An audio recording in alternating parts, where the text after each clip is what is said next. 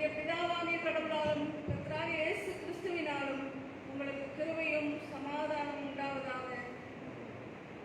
திரியேக கடவுளை நாம் போற்றுவோம்.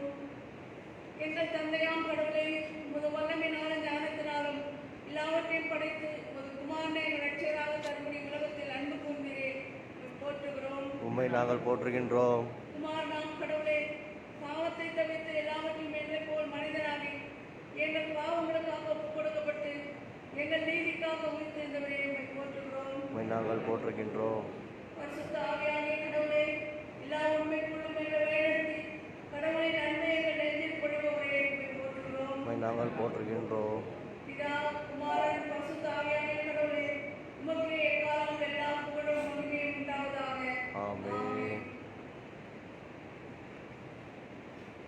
அமைதியாக இருக்கிறதாக வந்து நம்முடைய தவறுகளையும் இருந்து அறிக்கை செய்வோம். பொதுவான பாவனை சபத்தை நாம் யாவரும் சேர்ந்து சொல்லலாம். சர்வ வல்லமையும் மிகுந்த இரக்கமுள்ளவராம் தப்பி போன ஆளுமை போல நாம் வழிகளுக்கு வழியாகும்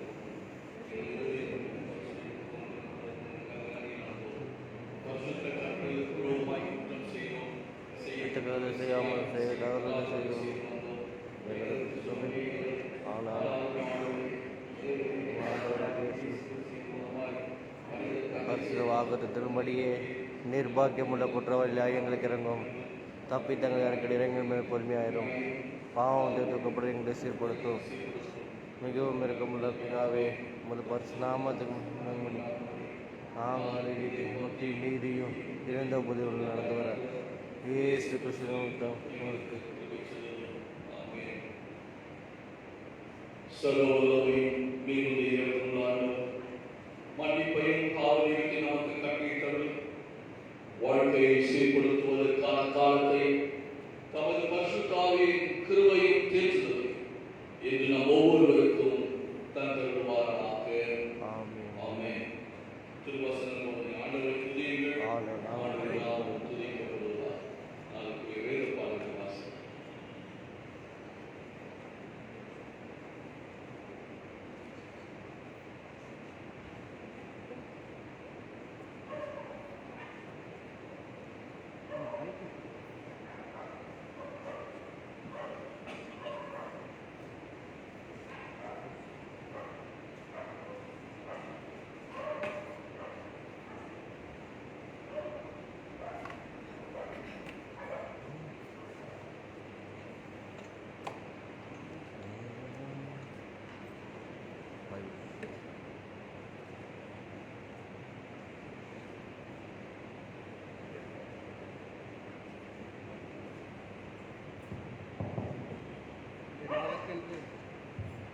இன்றைய நாளுக்கென்று வாசிக்க தெரிந்து கொள்ளப்பட்ட முதலாம் வேத பகுதி சாலமோனின் நீதிமொழிகள் 20ஆம் அதிகாரம் வசனங்கள் 1 முதல் 11 முடிய.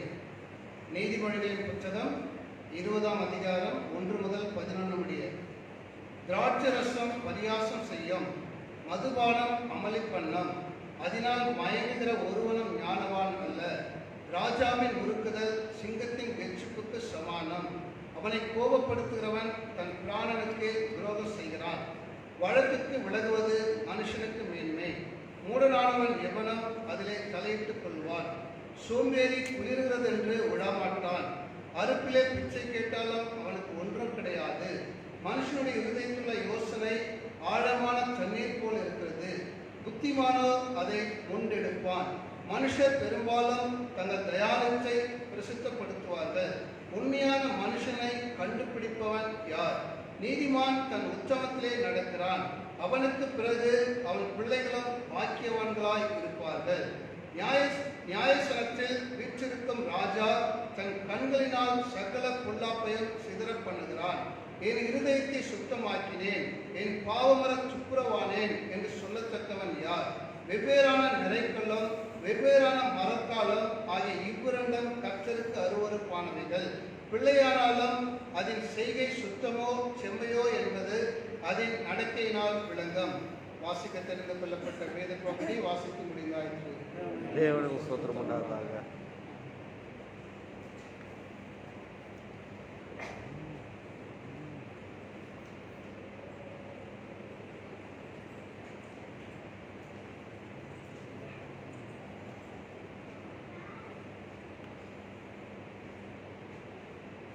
இரண்டாம் பாடமாக மத்தேயு 7ஆம் அதிகாரம் வசனங்கள் 16 முதல் 23 முடிய.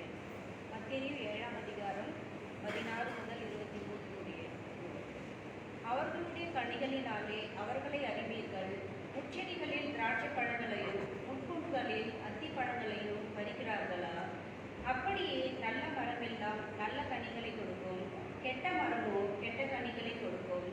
நல்ல மரம் கெட்ட கனிகளை கொடுக்க மாட்டாது, கெட்ட மரம் நல்ல கனிகளை கொடுக்க மாட்டாது. நல்ல கனி கொடாத மரமெல்லாம் வெட்டுண்டு அக்கினியிலே போடப்படும். ஆதலால் அவர்களுடைய கனிகளினாலே அவர்களை அறிவீர்கள். பரலோகத்தில் இருக்கிற என் பிதாவின் சித்தத்தின்படி செய்கிறவனே பரலோக ராஜ்யத்தில் பிரவேசிப்பனே அல்லாமல் என்னை நோக்கி கர்த்தாவே கர்த்தாவே என்று சொல்லுகிறவன் அதில் பிரவேசிப்பதில்லை. அந்நாளில் அநேகர் என்னை நோக்கி கர்த்தாவே கர்த்தாவே உமது நாமத்தினாலே தீர்க்க தரிசனம் உரைத்தோம் அல்லவா? உமது நாமத்தினாலே பிசாசுகளை துரத்தினோம் அல்லவா? உமது நாமத்தினாலே அநேக அற்புதங்களை செய்தோம் அல்லவா என்பார்கள். அப்பொழுது நான் ஒரு காலம் உங்களை அறியவில்லை, அக்கிரம செய்திக்காரரே என்னை விட்டு அகன்று போங்கள் என்று அவர்களுக்கு சொல்லுவேன். வாசிக்க தெரிந்து கொள்ளப்பட்ட வேத பாடம் வாசித்து முடிந்தாயிற்று. கிறிஸ்துவே உமக்கே மகிமை உண்டாவதாக.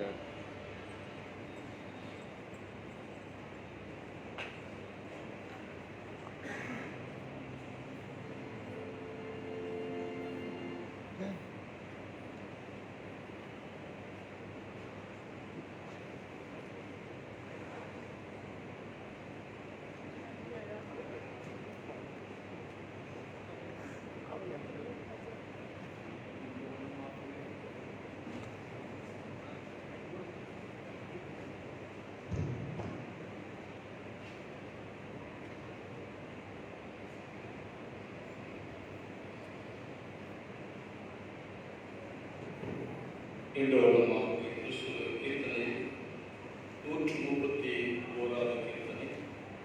நீ உனக்கு சொந்தமாகவே மீட்கப்பட்ட பாவின் பாடல் முதல் சனம் இறுதி சனம் செல்வார். அவர் முதலாவது நாடுகளுக்கும் இந்த வாசல்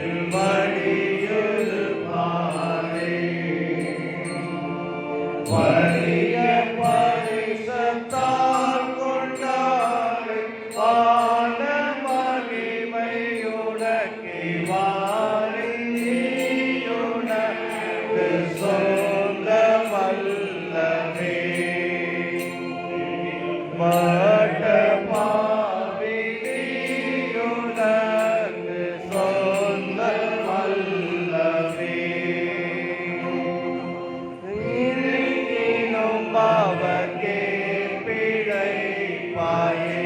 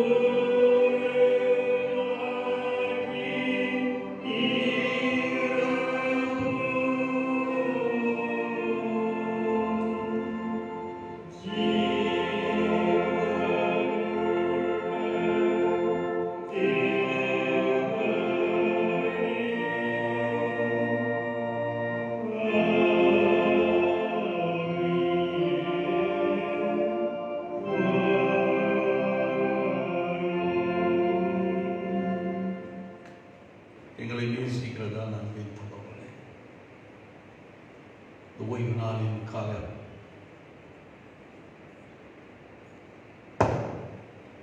உம்மை தொழுது கொள்ளும்படியாக நாங்கள் வந்திருக்கிறோம். வந்திருக்கின்ற எங்கள் எண்ணங்கள், சிந்தனைகள், யோசனைகளை ஒருமுகப்படுத்தி என் விசுவாசத்தை உறுதிப்படுத்தும் சுவாமி. உம்மை அறியவும் அதிக வளரவும் என்று உதவி இயேசு கிறிஸ்துவின் நாமத்தினால் செபியும் நல்ல பிதாவே. ஆமென். ஆண்டவராகிய இயேசு கிறிஸ்துவின் இனிதான நாமத்தினாலே உங்கள் யாவருக்கும் என்னுடைய வாழ்த்துக்கள். கர்த்தர்களை ஆசீர்வதிப்பாராக. இந்த நாளிலும் கூட நாம் சிந்திக்கும்படியாக தெரிந்து கொள்ளப்பட்ட தலைப்பு அழைப்புக்கு ஏற்ற தகுதியான வாழ்வு வாழ்தல். அழைப்புக்கு ஏற்ற தகுதியான வாழ்வு வாழ்வு. Live worthy for your calling. நம்முடைய அழைப்புக்கு ஏற்றபடி எப்படி பரிசுத்தமாய் வாழ வேண்டும் என்று யோசிக்கும்படியா சிந்திக்கும்படியா நாம் அழைக்கப்பட்டிருக்கிறோம். அதற்கேற்ற வேத பகுதிகளை இன்று வாசிக்க கேட்கிறோம். அதற்கு ஆதாரமாக ரோமருக்கு எழுதிய 6ஆம் அதிகாரம் 19ஆம் வசனம் இப்படி சொல்கிறது: உங்கள் மாம்ச பலவீனத்தின் நிமித்தம் மனுஷர் பேசுகிற விதமாக நான் உங்களோடு பேசிக் கொண்டிருக்கிறேன். முன்னே நீங்கள் உங்கள் அவயங்களை அசுத்தத்திற்கும் அக்கிரமத்திற்கும் அடிமைகளாக ஒப்பு கொடுத்திருந்தது போல இப்பொழுதோ பரிசுத்தமான காரியங்களை நடப்பிக்கும்படி உங்கள் அவயங்களை நீதிக்கு அடிமைகளாக ஒப்பு கொடுங்கள் என்றார். நீதிக்கு அடிமைகளாக நாம் ஒப்பு கொடுக்கும்படி அழைக்கப்பட்டிருக்கிறோம். பரிசுத்தமாக வாழ திருமுழுக்கு பெற்று இந்த திருச்சபை அங்கமாய் இணைந்திருக்கின்ற நாம் ஏனோதானோ என்று வாழ்கிற வாழ்வுக்காக நாம் அழைக்கப்பட கிறிஸ்தவர்கள் நாம் கிறிஸ்துவை பின்பற்றுகின்றவர்களாய் இருக்க வேண்டும். அந்நாட்களில் யூதர்கள் கிறிஸ்துவை பின்பற்றினால்தான் அவர்களுக்கு கிறிஸ்துவன். அந்த ரோகியா பட்டணத்தில் இருந்தவங்க கிறிஸ்துவை ஏற்றுக்கொண்டு கிறிஸ்துவை பின்தொடர்ந்து வந்தார்கள். அவர்களை யூதர்கள் என்று விட்டு கிறிஸ்தவர்கள் என்று சொன்னார். இன்னைக்கு அநேக யூதர்களுக்கு மட்டும்தான் ஆண்டவர் என்று இன்றைய வரை சொல்லியிருந்தார்கள். அன்றைக்கு சொன்னார்கள். 2020 கூட யூதர்களுக்கு தான் ஆண்டவர் யெகோவா. யெகோவாவின் பிரதிபலிப்பு தான் இயேசு. இயேசுவை பின்பற்றுவது தான் கிறிஸ்தவர்கள். கிறிஸ்தவர்கள் என்று சொன்னால் கிறிஸ்துவை உடையவர்கள், கிறிஸ்துவை பின்பற்றுகின்றவர்கள். நாம் ஏனோதானோ என்று வாழாதபடிக்கு, இந்த உலகத்தை சார்ந்த காரியங்களுக்கு நாம் இணைந்து இசைந்து போயிடாதபடிக்கு நம்மை பிரித்தெடுத்தவர்களாக வாழ, அதுதான் இன்றைக்கு நாம் சிந்திக்கும்படி அழைக்கப்படுகிறோம். இந்த வருடத்தின் துவக்கத்தில் ஆண்டவர் நம்மை பரிசுத்தப்படுத்தும்படி விரும்பும், சுத்திகரிக்கும்படி விரும்பும். கிறிஸ்துவோடு வாழணும் என்ற நிலை நமக்கு அழைக்கப்படுகிறது. அதனாலதான் 2 கொரிந்தியர் புத்தகம் 5ஆம் அதிகாரம் 17ஆம் வசனம் சொல்லுது: ஒருவன் கிறிஸ்துக்குள் இருந்தால் புது சிருஷ்டியா இருக்கிறான், பழையவெல்லாம் ஒழிந்து போயின, எல்லாம் புதிதாயின என்று சொல்லப்பட்டது. அப்போ கிறிஸ்துக்குள் இருந்தால் புது சிருஷ்டியா இருக்கிறவர். 2020 முடிஞ்சிச்சு, 2021 வந்துட்டோம். நம்முடைய வாழ்வில் என்ன மாற்றம் என்ன? 2001ஆம் ஆண்டு வாக்குத்தத்தத்தை நாம் உறுதியோடும் பெற்றிருக்கிறோம். அநேகர் நீங்கள் பல வாக்குத்தத்தங்களை டெலிவிஷனில் படிக்கிறோம், செய்தியில் படிக்கிறோம், இந்த மீடியாஸில் நம்ம பல நிலைகளில் வாக்குத்தத்தங்களை பெற்றிருக்கிறோம். பெற்று இந்த வருடத்தில் துவக்கத்தில் நாம் எப்படி வாழ்ந்து கொண்டிருக்கோம்? இப்போ 9 நாள் கடந்துட்டோம். ஏதாச்சும் நான் மாற்றம் வந்ததா? அதிகாலையில் எழுந்து செபிக்க முடியாது, குடும்பமாய் செபிக்க முடியாது, கணவன் மனைவி பெற்றோர் பிள்ளைகள் ஒருவருக்கு ஒருவர் ஒத்தாசையா இருக்கலாம் அப்படிங்கிறது ஒரு புதிய மாற்றம். நம்பிக்கை, நம்முடைய கணவன் மேல நம்பிக்கை, நம்முடைய மனைவி மேல நம்பிக்கை, நம்முடைய பிள்ளைகள் மேல நம்பிக்கை. இவர்கள் வீணா செலவு பண்ண மாட்டாங்க. கொடுத்து அவர்களை நாம பணத்தை அவர்களிடம் கொடுத்து வாங்க சொல்லலாம், ஏதாவது பர்ச்சேஸ் பண்ண சொல்லலாம். அந்த நம்பிக்கை பிள்ளைகள் மேல ஒரு மன வலிமை. கணவன் மனைவி 2 பேரும் சேர்ந்து பிளான் பண்ணி நம்ம வீட்டுக்குரிய காரியங்களை செய்யலாம். அப்படியாது கணவன் எவ்வளவு வருமானம் வருகிறது என்று மனைவி தெரியாது, மனைவி எவ்வளவு வச்சிருக்கிறாங்க கணவனுக்கு தெரியல. பிள்ளைகளுக்கு எவ்வளவு பணம் செஞ்சாங்க, பிள்ளைகளுக்கு பெற்றோருக்கு தெரியல. எங்க போகிறார்கள், எங்கே வருகிறார்கள் இன்னும் அறிந்து கொள்ள முடியவில்லை. இந்த வருடத்தின் துவக்கத்தில் நாம் ஒருவரை ஒருவர் சார்ந்து, ஒருவரை ஒருவர் மதித்து, ஒருவரை ஒருவர் கனம் பண்ணி, ஒருவரோடு ஒருவர் இணைந்து வாழ்கிற ஒரு வாழ்வு, கிறிஸ்துவோடு வாழ்கிற வாழ்வு.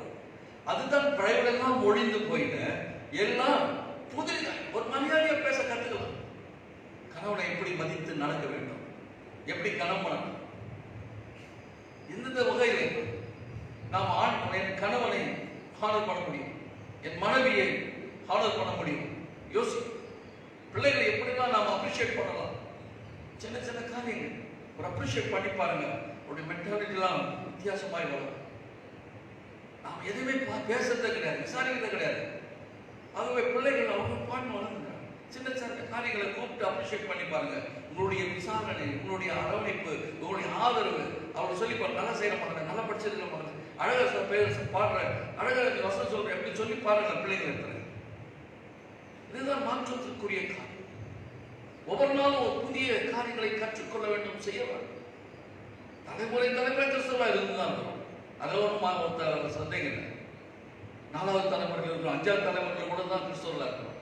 என்ன லாபம்? அதனாலதான் ரோமர் நிருபத்தில் அழகா பவுல் சொன்னாரு, உங்கள் மாம்ச பலவீனத்தின் நிமித்தம் தான் இதை எழுதுகின்ற. அப்படியான அந்த பலவீனம் தொடர்ந்து கொண்டே இருக்கு. இந்த கால வேளையில நம்முடைய பலவீனம் என்ன என்பதை அறிந்து அதை மாற்றிக்கொள்ள, அதிலிருந்து விடுதலை பெற நம்ம ஆண்டவருக்கு ஒப்பு கொடுக்க. என் பலவீனம் என்ன? வீணா பேசுறது, வீணா காரியங்களை சொல்றது. காரணம் யாராவது சொன்னது, முதல்ல ஃபர்ஸ்ட் ஸ்டாண்டே கிடையாது, முதல் பார்த்து அனுபவம் கிடையாது. யாராவது இங்க எதனா சொன்னாங்கன்னா அது 4 போய் 5 போய் 10 போய் ஊரு தர பேசுறத கிறிஸ்தவர்கள் சலிச்சவர்கள். இன்று சமூகத்தில் பெரிய பிரச்சனைகளுக்கு, பெரிய பெரிய காரணங்களுக்கெல்லாம் காரணம் ஏதோ ஒரு வகையில் கிறிஸ்தவர்களாக இருந்து கொண்டு தான் இருக்கிறோம். நாம் ஒருவரை ஒருவர் எப்போது மதிக்க போகிறோம், எப்போது கனம் பண்ண போகிறோம், எப்போது நம்ம மேன்மையா பார்க்க போகிறோம். நாம் குடும்பம், ஆண்டவருடைய குடும்பம் சொல்றோம், ஒரே குடும்பம். இது நாங்கள் ஒரே தேசம், ஒரே கொடி, ஒரே குடும்பம் சொல்லுகிறவங்களும் இன்றைக்கு சம்பந்தம் இல்லாதவர்களும் சொல்லிக் கொடுக்கிறார். உலகம் முழுவதும் ஒருவரால் மட்டுமே ரட்சிப்பு, ஒருவரால் மட்டுமே மீட்பு. ஆனால் மற்ற நம்பிக்கை உடையவர்களுக்கு யாரோ அவர்கள் யார் எதை விரும்புகிறார்களோ, எதை நம்புகிறார்களோ அது அங்கெல்லாம் அவருக்கு ஒரு மகிழ்ச்சி இருக்கிறது, விடுதலை இருக்கிறது, சுகம் இருக்கிறது, வாழ்வு இருக்கிறது. ஓடிக்கொண்டிருக்கிறவர்களே ஒருமனப்பட வேண்டும், ஒருங்கிணைக்க வேண்டும். அவர்கள் ஒரு கொடிக்குள்ள வரணும், ஒரு மதத்துக்குள்ள வரணும், ஒரு நம்பிக்கைக்குள்ள வரணும்ன்ற காரியத்தில் ஓடுகிற பொழுது, வீரியம் காட்டுகிற பொழுது, நமக்காக உலகத்தில் மனுஷனாய் வந்து தன்னை ஜீவ பலியாய் கொடுத்து, அவர் ரத்தத்தை விளைக்கரையமாய் கொடுத்து, மரித்து உயிர் தெழுந்த இயேசு கிறிஸ்து, அவரை பின்பற்றுகிறேன் என்று சொல்லுகிற நமக்குள்ள ஏன் பிரிவினை, ஏன் மனஸ்தாபங்கள், ஏன் பிரச்சனை, ஏன் ஒருவரை ஒருவர் நொந்து கொள்கிறோம், ஏன் சுயநலக்காரர்கள் வாழ்ந்து கொண்டிருக்கிறோம்? நாம் எப்போது எல்லாரோடும் பேச போறோம், எல்லாரோடும் ஐக்கியமா இருக்க போறோம்? என் சகோதரர்கள் சகோதரிகள் என்று சொல்லுகிற நாட்கள் எப்போது வரும்? காரணம் இல்லாமல் நம்ம கொலைகாரர்களாக இருக்கிறோம். ஏன்னா முட்டாள் கோபம் அப்படின்னு சகோதரர் பார்த்து சொன்னாலே கொலைகாரன் அப்படி வேறு சொல்லுது. நம்ம அறியாமையே எல்லா விதமான பாவங்களும் நம்மை தொடர்ந்து கொண்டே இருக்கிறது.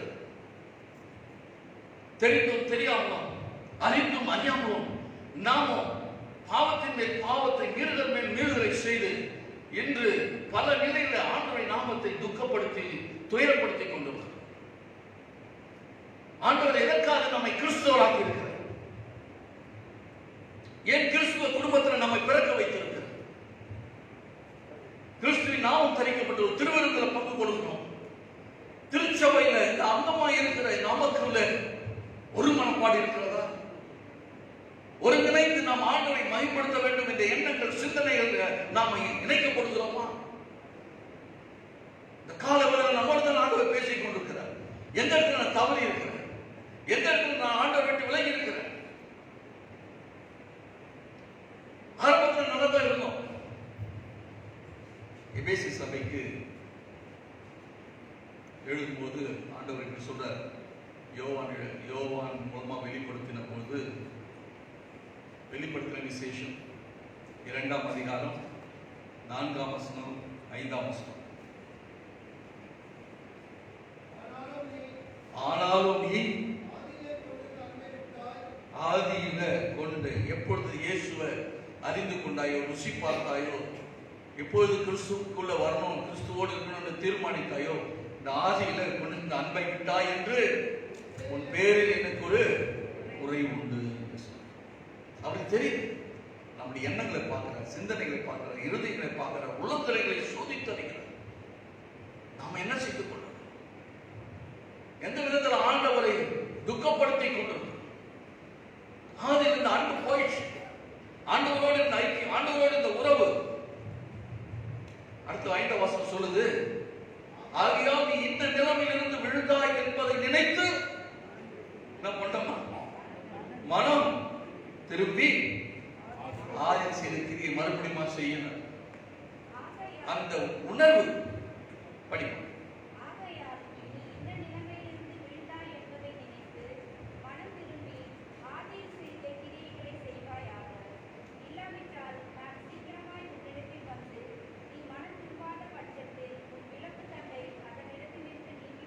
மனம் திரும்பாத பட்சத்தில் விளக்கு தண்ணிலிருந்து எடுத்துக்கணும். நாடுகள் இருக்கிறான் செய்தி எல்லாம் அறிந்து தான் இருக்கிறோம். ஆனால் செய்த தவறு செய்து கொண்டே இருக்கிறோம். வருஷம் தான் உருண்டு ஓடிட்டே இருக்குது. நம் வயது கூடிக்கொண்டே போகிறது. ஆனால் மாற்றம் தேவை. ஆண்டவருக்கு என்று பிரித்தெடுக்கப்பட்ட ஒரு வாழ்வு, அர்த்தமுள்ள ஒரு வாழ்வு, கனத்திற்குரிய ஒரு வாழ்வு, ஆண்டவரை பிரியப்படுத்துகிற ஒரு வாழ்வு வாழ வேண்டும் என்ற ஒரு அழைப்பு நமக்கு கொடுக்கப்படுகிறது. எவ்வளவு நாளைக்கு நம்மை நாமே இப்போ கிறிஸ்தவர்கள் என்று சொன்னா முடிய பார்த்தா தெரிஞ்சுக்கணும், ஆஸ்திரேலியா பார்த்தா தெரிஞ்சுக்கணும். இன்னும் அப்புறம் என்ன உணவு சாப்பிடுறது, அதை ஒரு ஸ்டைல் ஆஃப் ஈட்டிங், அதை பார்த்தா தெரிஞ்சுக்கிறோம். ஓ இவங்களாம் கிறிஸ்தவங்க. அதில் தான் மாற்றம் இருக்குது. உணவு சாப்பிட்றதுல மாற்றம் இருக்குது, உணவு பொருட்கள் வாங்குறதுல மாற்றம் இருக்குது, உடையில மாற்றம் இருக்கிறது. உறவிடம் கூட பாருங்க, கிறிஸ்டியன் ஹவுஸ்னா ஒரு செப்பரேட்டாக தெரியுது. அது வீடை பார்த்தாவே ஒரு கிறிஸ்துவ வீடுங்க தெரியுது. இது எப்போ கிறிஸ்துக்குள்ள வந்துச்சு தெரியல. எல்லாம் வெளியெல்லாம் நல்லா இருக்கு, உள்ளம்தான் மோஷம். உள்ளத்துக்குள்ள ஒரு மாற்றம் இல்லை. நம்ம இது இருதயம் திருக்குள்ளதும் கேடுகள் நிறைந்ததுமா இருக்கிறது. இப்ப ஏசியா தெளிவா சொல்றாரு, உன்னுடைய உதடுகள் என்னை கிட்ட அப்படியே ஒன்றித்திருக்கிறது போல என்னை சோது கொள்வது, துதிப்பது, ஆராதிப்பது, கொடுப்பது, இவைகளெல்லாம் பார்த்துட்டே தான் இருக்கிறேன். உதட்டளவுல எல்லாரும் ஆண்டவரை நெருங்கிட்டோம். ஆனால் நம்முடைய இருதயமோ ஆண்டை விட்டு தூரமா விலகி போயிருக்கிறது.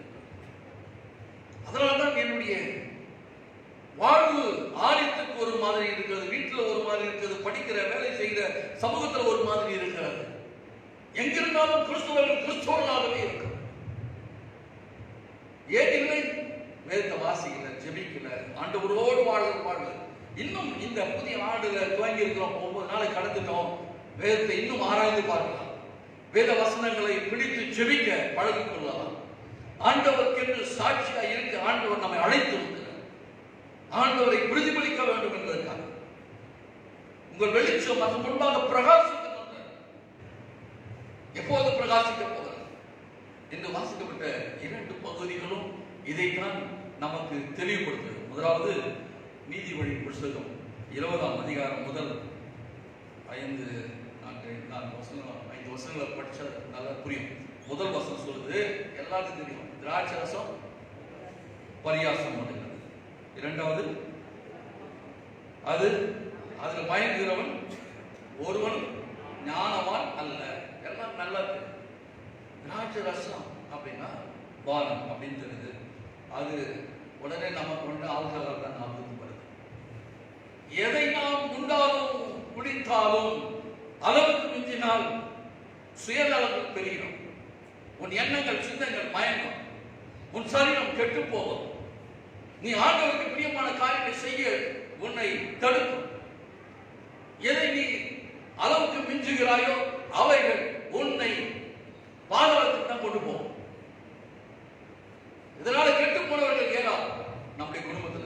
சபையில, நம்முடைய சமூகத்துல உணவுனால, மகனத்தினால நம்ம நிறைய சொல்றோம். சாப்பிட்டே கெட்டு போனாங்க, உடுத்தியே கெட்டு போனாங்க, சும்மா பேசியே கெட்டு போனாங்க. சொல்றோமே தவிர நாம் எதில் திருந்த வேண்டும், எதில் மாற்றிக்கொள்ள வேண்டும் என்ற உணர்வுகளற்றவர்களாய் சாலமோன் தெளிவாக, திராட்சரசம் அதிகமானால் உன்னை பருகினால் உன் எண்ணங்கள், சிந்தனைகள், யோசனைகள் எல்லாம் மயக்கும். அதனாலதான் கண்ணோடத்தில் எப்படி நடந்து கொள்ளணும், மனைவியிடத்தில் எப்படி நடந்து கொள்ள வேண்டும், பெற்றோரிடத்தில் எப்படி நடந்து கொள்ள வேண்டும், உடன் பிறந்தவர்களிடத்தில் எப்படி நடந்து கொள்ள வேண்டும், சமூகத்தில் எப்படி நடக்க வேண்டும் தெரியாமலே வாழ்ந்து கொள்ள. முன்ன இருந்த மாதிரி இருந்தா உடனே வந்துட்டு போவோம். அப்படி ஒரு வார்த்தை இப்போ நிறைய பேர் இருக்கிறது. முன்ன இருந்த மாதிரி இருந்தா நான் கட்டி மாற்ற கிறிஸ்தவனா இல்லைன்னா இப்படி சொல்லுகிறவர்கள் பெருகிறாங்க கிறிஸ்தவமாக. அதான் திராட்சரசம் பரியாசம் செய்கிறதுக்கு உன்னை வழிவகுக்கிறது, உன் எண்ணங்கள் சிந்தனைகளை மயக்குகிறதா இருக்கிறார். இரண்டாவது அருமையான வாசனம், ராஜாவின் முருகுதல் சிங்கத்தின் கெர்ஜிப்புக்கு சமானம் என்று சொன்னார். அதனால என்ன பண்ணோம், அவனை கோபப்படுத்தாத தன் பிராணனுக்கு யோகம். ராஜா நல்லா தெரிகிறார், சகல அதிகாரம் உடையவர், அவன் நினைத்தது நடக்கும். இஸ்ரவேலுக்கு ஒரு ராஜா ஓணும்னு ஒரே துந்தர் பண்ணாங்க. ராஜா ஆண்டவர் மோசே போய் சொன்னாங்க, ஆண்டவரே இவருக்கு ஒரு ராஜா வேணும். சாமுவேல் தீர்க்கதரிசி போய் சொல்றேன், உனக்கு ஒரு ராஜா வேணுமா? சரி, அவனுக்கு ஒரு ராஜா கொடுக்கலாம். ஆனா ராஜான்னு ஒருத்தன் ஏற்படுத்திட்டு பிறகு என்கிட்ட என்ன பண்ணக்கூடாது, வரக்கூடாது. ஏனால் ராஜா அட்டூழியம் செய்வான், அவன் மனுஷன். உங்களுக்கு ஒரு மனுஷன் அதிகாரம் மேல தூக்கி வச்சுட்ட, அவன் தவறு செய்கிறவன், அவன் மீறுதல் செய்கிறவன், அவன் உன்னை பண்பா நடத்த மாட்டான், அவன் விருப்பம் போல நடப்பான்.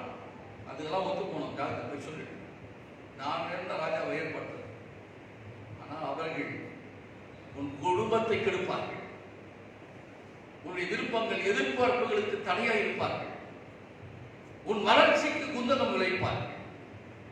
இப்படியெல்லாம் ஒரு ராஜான்னா அப்படிதான் அவருடைய குணாதிசயம். நாமும் ராஜாக்களை குறித்து பல காரியங்களை படிச்சிருக்கோம். அவன் விரும்புறதெல்லாம் எடுத்துக்கிறான், அவன் பார்க்கறதெல்லாம் ஓடணும்னு நினைப்பான்.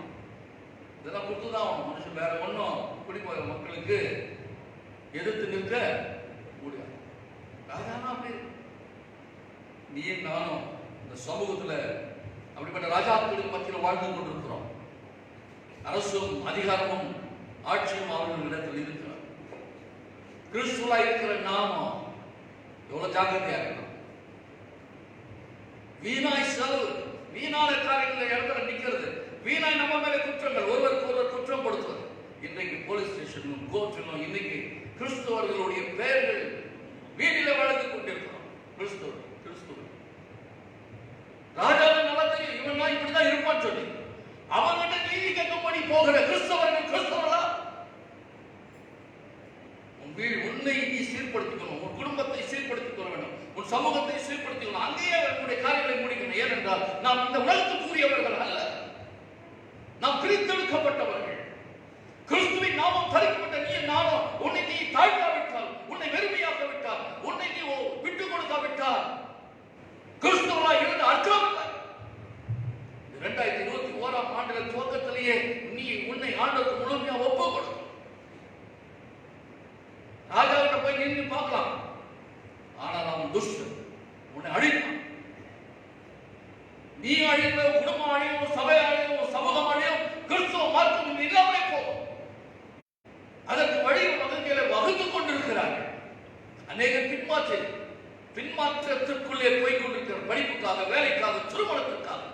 2 மாவட்டத்தில் திருமணமான பிள்ளைகளை மறுபடியும் அவர்கள் கர்ப்பத்தை கலைத்து விட்டு மறுபடியும் அவர்கள் கிறிஸ்துவ அல்லாதவர்கள் கிறிஸ்துவை நான் ஏற்றுக்கொள்ளல, பழைய மதத்துக்கு போகிறேன் என்று சொல்லுகிற அளவுக்கு கட்டாயப்படுத்துகிற காலத்தில் இருக்கிறோம். அது எங்க உத்தரப்பிரதேசத்தில் இருக்குது, எங்க மலைநாட்டில் இருக்குது அல்ல, தமிழ்நாட்டுக்கு வேலூருக்கு வர்றதுக்கு ரொம்ப நாள் ஆகாது.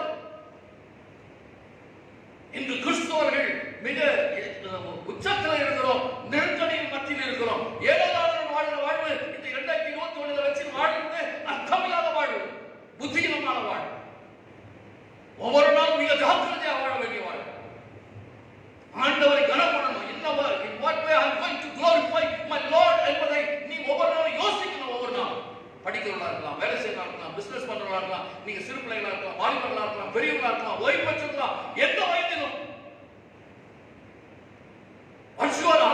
appreciate as a Christian. As a Christian life. அதை நாம் ஞாபகப்படுத்திக்கும் ஒவ்வொரு நாளும் ஆண்டவர் நம்மை பார்த்துக் கொண்டிருக்கிறார். Live worthy for your calling என்று இந்த தலைப்பை நாம் சிந்திக்கும் பொழுது மிக ஒரு 2 நாளா பேசணும் போதுதான் நேரம். ஆனால் இந்த திராட்சை ரசம் 2வது ராஜா வழக்குக்கு விரும்புவது மனுஷனுக்கு மேன்மை விலகுவது, வழக்குக்கு விலகுவது. 3 எவனும் அதில் தலையிட்டுக் கொள்வான் என்றார். அழகா சொல்றார். விவாதம், வாக்குவாதம் இவையெல்லாம் பார்த்தீங்கன்னா சரி போப்பா இருந்து போட்டு போறது கிறிஸ்துவம். அது எப்படி சொல்லலாம்? நீ சும்மா விடாத, இப்படி சொல்லணும்னா நீ ஒரு மூடன் அப்படின்னு தான் வேலை சொல்லு. அதில் நாட்கள் காட்டி அதில் இன்னும் நெருப்பு இன்னும் எண்ணெய் ஊற்றிக்கினேன், இன்னும் நீயும் ஒரு 2 கட்டியத்தை இன்னொரு இடத்துல வச்சு எண்ணெய் ஊற்றினேன். இப்படி வாழ்வு கிறிஸ்துவ வாழ்வாங்க. இப்படிதான் கிறிஸ்துவம் மயமானத்தில் வாழ்ந்து கொண்டிருக்கிறோம். 2001ஆம் ஆண்டு 21ஆம் ஆண்டு நாமையாக திரும்புவோம். அந்த அடுத்த தலைமுறைக்கு கிறிஸ்துவ வைத்துப்போம். அதுதான் சொல்றாரு, சோம்பேறி குளிர்ந்து என்று உழமாட்டான், அறுப்புல பிச்சை கேட்டாலும் அவனுக்கு ஒன்றும் கிடைக்காது. இந்த நிலைக்கு கிறிஸ்தவர்கள் வந்துட்டாங்க. ஏனென்றால் படிக்கல, வேலை செய்யல, நம்ம சரியா நம்முடைய மேனேஜ்மெண்ட், ஃபேமிலி மேனேஜ்மெண்ட் இல்லை, நம்முடைய வருமானத்தை இருக்கிறத அப்படி தகுந்தோம்னு வளர்த்து ஆரம்பத்தில் சொன்னது போல உடைக்கும், உணவுக்கும், உரைகளுக்கும், நகைக்கும், இப்படி நம்ம இப்படி எல்லாத்துக்கும் செலவு பண்ணிட்டு அடுத்த தலைமுறைக்கு என்ன வச்சுட்டு போகிறோம்? எவ்வளோ அதுக்கு மேலே நான் ஒரு அரிசி கடை தெரிஞ்ச ஒரு செட்டியார் அரிசி கடை தான் நம்ம வாங்கணும். நான் போன உடனே நம்ம பார்த்து இந்த ஹோட்டலுக்கு போகலாம், இது சாப்பிட்றீங்களா அதை சாப்பிட்றீங்களா நம்ம அழைத்துட்டு ஃப்ரெண்ட்ஷிப்பை மெயின்டைன் பண்ணணும். சின்ன ஒரு தடவை பார்த்துட்டேன்.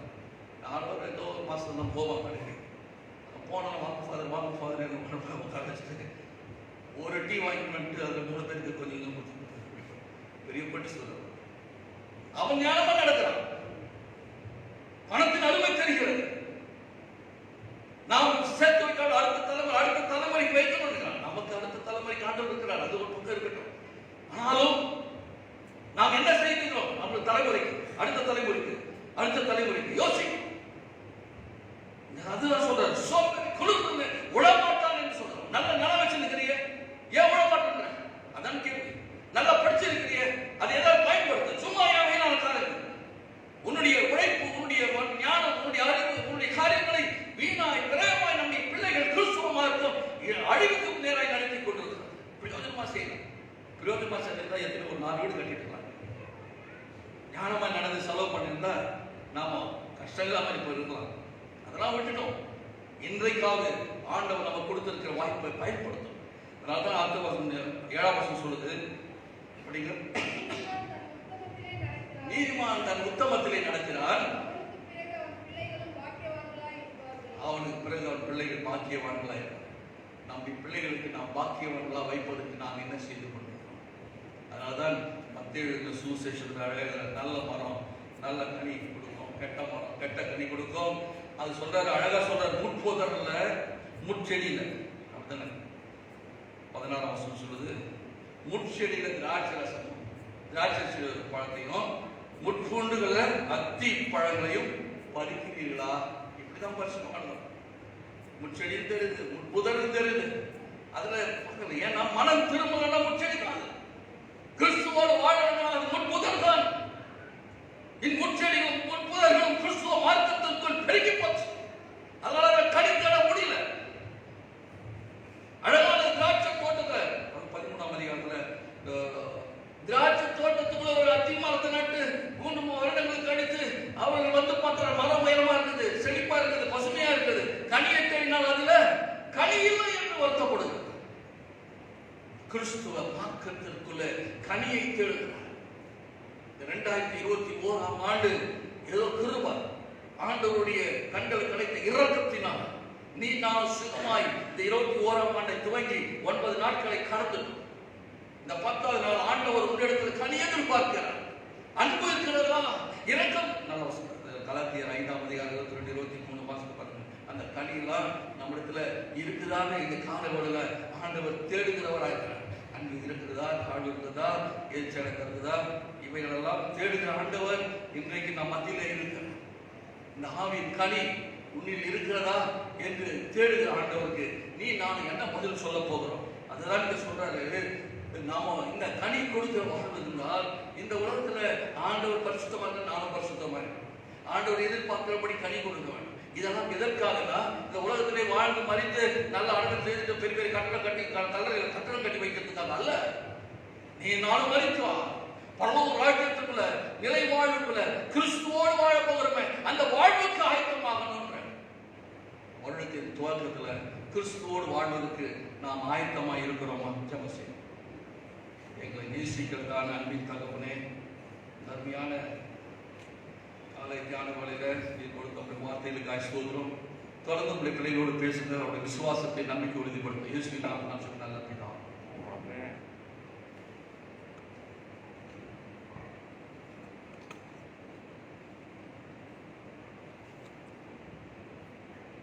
நற்செய்தியை கேட்டு நாம் யாரும் எழுந்திருந்து அப்போஸ்தலர் விசுவாச பிரமாணத்தை அறிக்கையிடுவோம். வானத்தையும் பூமியும் படைத்த சர்வ வல்லமையுள்ள பிதாவாகிய தேவனை விசுவாசிக்கிறேன். ஆண்டவரே, குமாரனை நேசிக்கிறேன். அவர் பரிசுத்தாவினாலே கன்னியமரியாதை பிறந்தார். பொந்தி பிலாத்தின் காலத்தில் பாடுபட்ட சிலுவையில் 2 மறித்து அடக்கம் பண்ணப்பட்ட பாகால் தொடங்கினார்.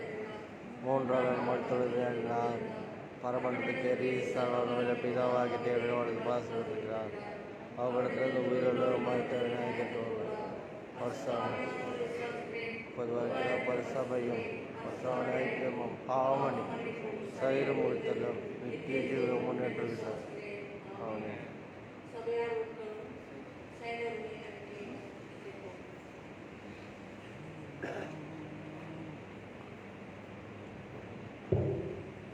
கர்த்தருடைய பரிசுத்த நாமத்துக்கு மகிமை உண்டாவதாக.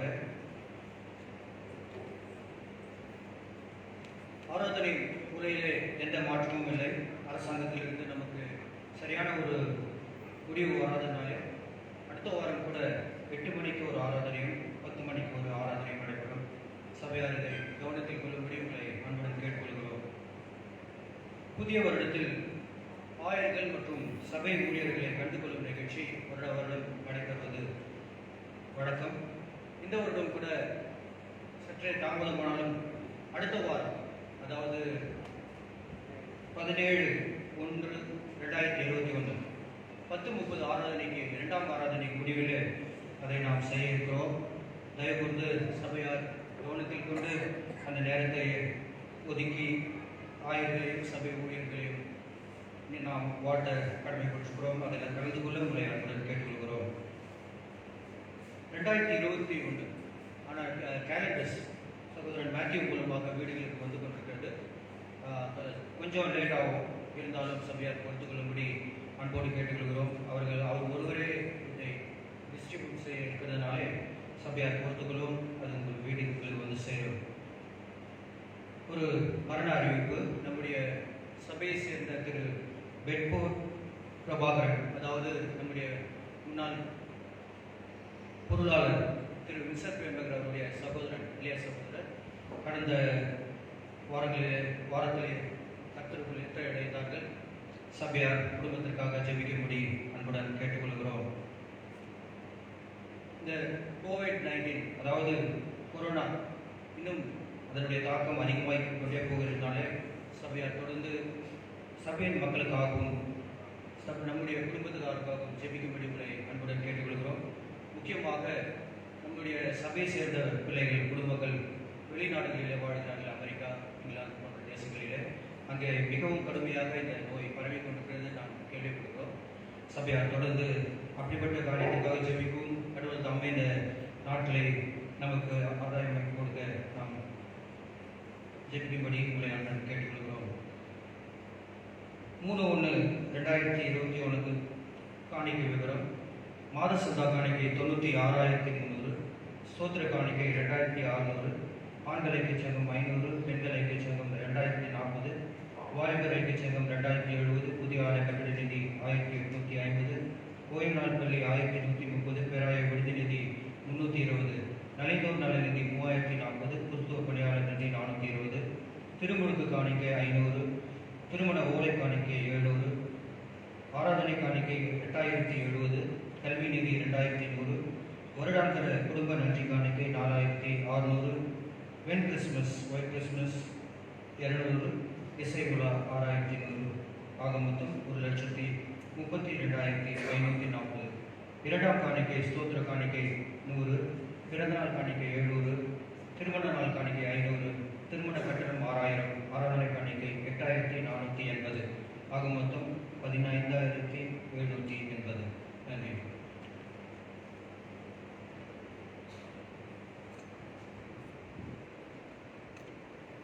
நாம் யாவரும் எழுந்து கிறிஸ்துவ கீர்த்தனை 219வது கீர்த்தனை நித்தம் முயல் மனமே பரிசுத்த ஜீவியத்தில் மெத்த வளரணி என்ற பாடலை 3 சரணங்கள் முதல் 3 சரணங்களை பாடலாம். அப்பொழுது இரண்டாவது காணிக்கை.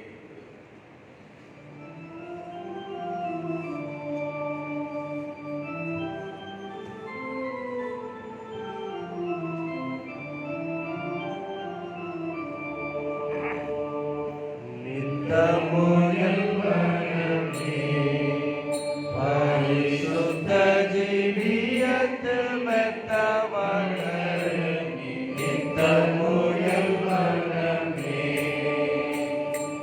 கர்த்தர் இயேசுவின் பக்தியாய் அமர்ந்து, கர்த்தர் இயேசுவின் பக்தியாய் அமர்ந்து, சத்திய வேதத்தால் நித்தம் உன்னை போற்றி. நித்தமுயல் மனமே பரிசுத்த ஜீவியத்தில் மெத்த வளரணி.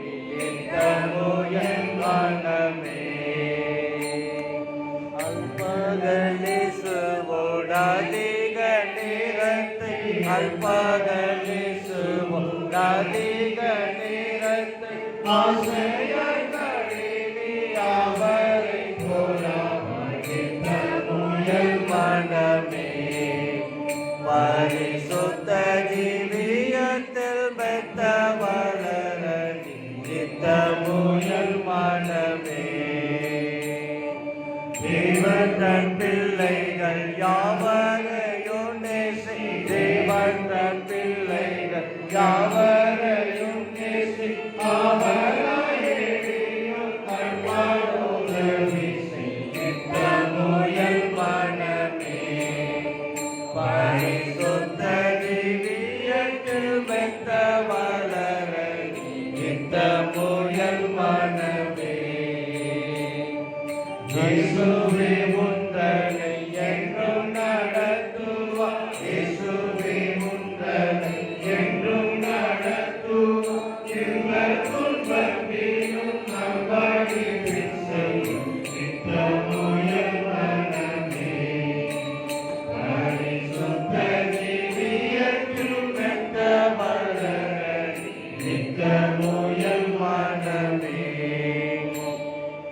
உண்டு விலையையும் இயேசுவின் கீழாக்கி, எண்ணத்தையும் இயேசுவின் கீழாக்கி, உங்கள் உள்ளத்தில் அவர் திரு சாந்தமாய். நித்தமுயல் மனமே பரிசுத்த ஜீவியத்தில் மெத்த வளரணி. நித்தமுயல் மனமே தேவாவி நடத்த, தேவும் அன்பினுக்குள் தேவாவி நடத்த, மேலான வாழ்வுக்கு தக்கவனாகுவார்.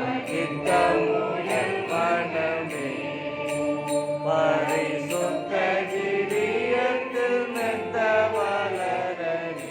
நித்தமுயல் மனமே சபையார் உட்கார்ந்து விவாக அறிக்கை. தென்னிந்திய திருச்சபை வேலூர் பேரார் பெத்தேலாயத்தை சார்ந்த திரு ஈடி பாண்டியன் என்பவருடைய குமாரத்தி செல்வி டி பிரேமா என்பவருக்கும், தென்னிந்திய திருச்சபை வேலூர் நம்முடைய பெத்தேலாயத்தை சார்ந்த சந்திர வெங்கடேசன் என்பவருடைய மகள் டி அருண் என்பவருக்கும் திருமணம் செய்த விவகாரம் நிச்சயிக்கப்பட்டிருக்கிறது. இருவருக்கும் திருமணம் நடத்தக்கூடாது நியாயமான தடை. திருச்சபை நியமப்படி தேச சட்டப்படி இருக்குமானால் திருச்சபை போதகருக்கு எழுத்து மூலமாக எழுத்து அன்போடு கேட்டுக்கொள்கிறேன். இது இவர்களுக்கு முதலாம் அறிக்கை. தென்னிந்திய திருச்சபை வேலூர் பேராய் பெத்தேல் ஆலயத்தை சார்ந்த திரு டி ராபர்ட் ஜெயசீலன் குணசேகரன் என்னுடைய குமாரன் திரு ஆர் ஸ்டான்லி என்பவருக்கும், பெருநாம்பட்டு எம்வி குப்பம் குருசேகர், தூய யோவான் லூத்ரன் திருச்சபையை சார்ந்த Arul Thiru R Vinson David என்பவருடைய குமாரத்தி செல்வி டபிள்யூ பிளஸ்ஸி வின்சி ராணி என்பவருக்கும் திருமணம் செய்யும்படியாக நிச்சயிக்கப்பட்டிருக்கிறது. இவ்விருவருக்கும் திருமணம் நடத்தக்கூடாதபடி நியாயமான தரங்கள் அந்த திருச்சபை அப்படி தேச சட்டப்படி இருக்குமானால் திருச்சபை போதல் கேள்வி மூலமாக எழுந்துள்ளபடி அன்போடு கேட்டுக்கொள்கிறேன். இதுவும் இவர்களுக்கு முதலாம் அறிக்கை. திருமணத்தில் இணைக்கப்பட போகின்ற பிள்ளைகளுக்காக திருச்சபை கருத்தாய் ஜெபிக்கும் அன்போடு ஜெபம் செய்வோம். எங்களை நேசிக்கிறதான அன்பின் தகப்பனே, ஓய்வு நாளின் காலை ஆராதனைகளுக்காக நன்றியோடு சோதரிக்கிறேன். தொழுது கொள்ளும்படியான ஒரு பாக்கியத்தை நாங்கள் பெற்றதற்காக நன்றி சுவாமி. வந்திருக்கிற ஒவ்வொருவரையும் தனித்தனியாய் குடும்பமாய் ஆசீர்வதிங்க. தொற்று நோய் உடைய பிள்ளைகளை பாதிக்காதபடிக்கு போக்கிலும் வரத்திலும் தேவ சமூகம் முன்பும் பின்பாய் செல்லும்படி ஆட்சேபிக்கிறேன். உடைய பிள்ளைகளை இரத்த கோட்டைகளை மறைத்து பாதுகாத்துக் கொள்ளும்படி நன்றாடுகிறேன். சிறு பிள்ளைகள், வாலிபர்கள், பெரியோர்கள் ஒவ்வொருவரும்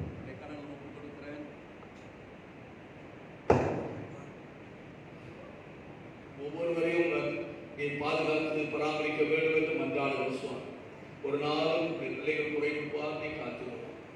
அந்த ஒரு நாளில் கூட படிக்கிற பிள்ளைகளுக்கு நல்ல படிப்பு வளர்ந்து ஞானம் தான் வேலை செய்ய ஒவ்வொருக்கும் வேலை செய்ய திராணியும் பலத்தின் தந்தருள்படி ஆட்சேபிக்கும். ஆண்டவர் வேலை செய்ய இருக்கின்ற இடத்துல உயர்வுகளை காரம் ஆண்டவர் வருமானத்துக்கு ஆசீர்வாதத்தை வளர்த்திக்க பண்ணுங்க. நிறையான வேலை பிள்ளைகளுக்கு தந்தருள்படி ஆட்சேபிக்கிறோம். படிப்பு வேலை தகுதிகளுக்கு ஏற்ப வேலை ஆலோசுவாங்க. ஓய்வு பெற்றிருந்த ஒவ்வொரு சகோதரர்களுக்கு ஆட்சேபிக்கிறோம். மூத்த சகோதரிகள் அதை வழிபாடு கலந்து கொண்டோம். வீடுகளில் இருக்கிற ஒவ்வொருவருக்காக செபிக்கிறோம். அவர்கள் பெண் நல்ல சுகத்தின் ஆர்வம் தொடர்ந்து தான் அவருடைய ஜபங்கள் வீடுகளை நிறைவேற்று பலவீனங்களில் உடைய பலத்தை பரிமாறி தந்து காத்துக்கொள்ளுவாங்க. அவர்கள் திருச்சபை திருப்பணிகளை இணைந்து செயல்படுகிற அனைத்து பிள்ளைகள் செயலர் பொருள் குருசேருக்குள் அதற்கு காட்சிக்கிறோம். பிள்ளைகளுக்காக நன்றி செலுத்துகிறோம். ஆண்டவரே, ஒவ்வொரு ஆண்டு அறிக்கைகளையும் கடந்து ஒப்புக்கொள்கிறோம். இப்படிப்பட்ட காலங்களில் கூடுகைகள் இல்லை.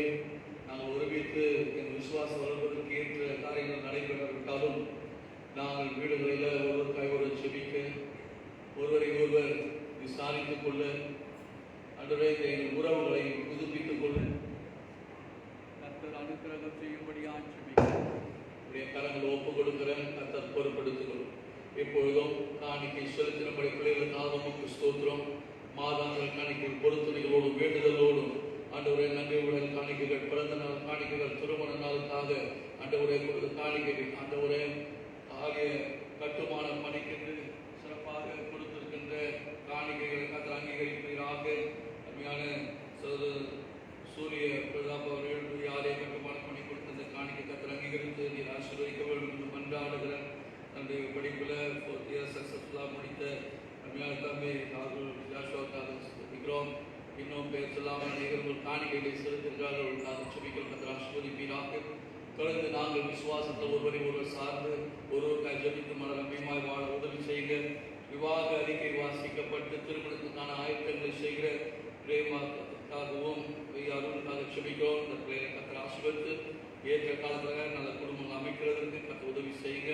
அப்படியே ஸ்டாலினுக்காக பிளஸ் வின்சி ராணி அவர்களுக்காக செபிக்கிறோம். இந்த பிள்ளைகளை கர்த்தர் ஆசீர்வதித்து ஏற்ற காலத்தில் நல்ல குடும்பம் அமைக்க அதற்கான ஆயத்தங்கள் செய்ய கர்த்தர் உதவி செய்வீராக. இந்த வழிபாடு எங்களுக்கு பிரயோஜனமாக இருந்ததுக்காக நன்றி சுவாமி. தொடர்ந்து நாங்கள் ஒரு வாரம் சுகத்தோடும் பலத்தோடும் அதை வழிபாடு கலந்து கொள்ள மட்டும் உடைய நீதி வளர்ந்ததற்கினால் எங்களை தாங்கி பராமரித்து வழி நடத்துகிறார். இயேசு கிறிஸ்துவின் நாமத்தினால் செபிக்கிறோம் நல்ல பிதாவே. நாம் யாரும் எழுந்து நின்று கர்த்தருடைய ஜெபத்தை பிதாவே, உடைய நாமம் பரிசுத்தப்படுவதாக, உடைய ராஜ்யம் வருவதாக, உடைய சித்தம் பரமண்டலே செய்யப்படுவது பூமியில் செய்யப்படுவதாக. அன்று வேண்டாத எங்களுக்காக எங்கள் துரோகம் பெற்ற செயலை நாம் மன்னிக்கிறது போல எங்கள் மன்னி எங்கள் சோதனை பேசலாம் என்று ரட்சிக்கப்படும். ராஜ்யமும் வல்லமையும் மகிமையும் என்றென்றைக்கும் உம்முடையவைகளே. ஆமென். ஆண்டவராகிய இயேசு கிறிஸ்துவின் கிருபையும் பிதாவாகிய தேவனுடைய அன்பும் பரிசுத்த ஆவியானவருடைய அன்போடு ஐக்கியமும் நம் அனைவரோடும் இன்றும் என்றும்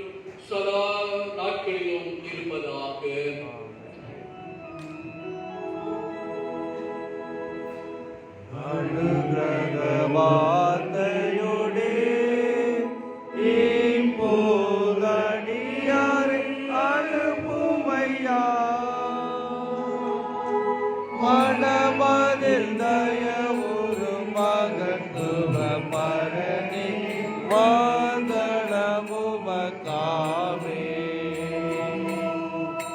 மனமதில் தயவுறு மகத்துவ பரணி மாந்தளமுமக்காவே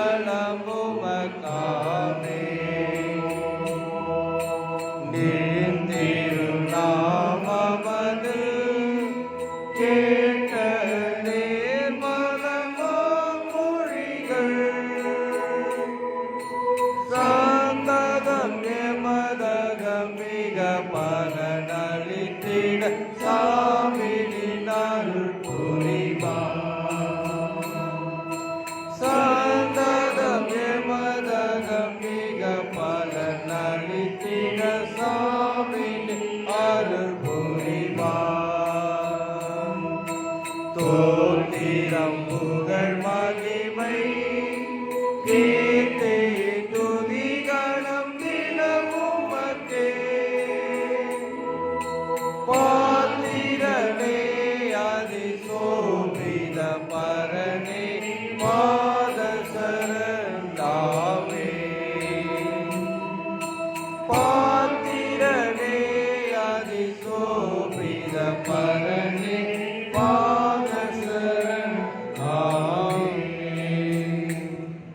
கர்த்தர் உங்களோடு கூட இருப்பாராக. சமாதானத்துடன் போய் வர கடவோம்.